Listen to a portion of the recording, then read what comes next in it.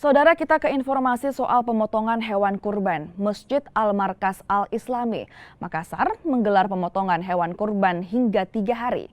Jumlah hewan kurban yang dipotong mencapai 28 ekor.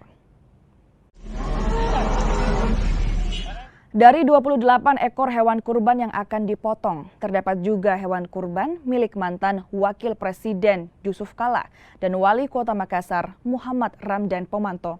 28 hewan kurban tersebut masing-masing 19 ekor sapi dan 9 ekor kambing. Semua hewan kurban yang akan disembelih sudah melalui proses pemeriksaan kesehatan oleh tim dokter hewan dari Universitas Hasanuddin Makassar.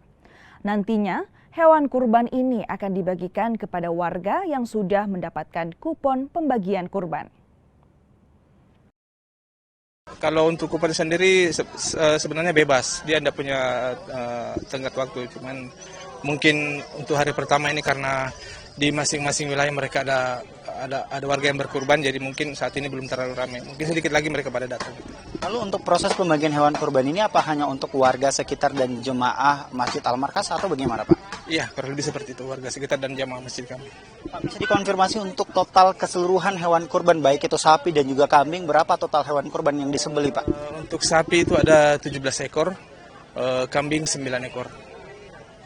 Lalu untuk proses pemeriksaan kesehatan terhadap hewan kurban yang akan disembelih ini seperti apa, Pak, dari pengurus Masjid Al-Markas bekerja sama dengan tim kesehatan dari Dinas Perikanan dan Pertanian Kota Makassar?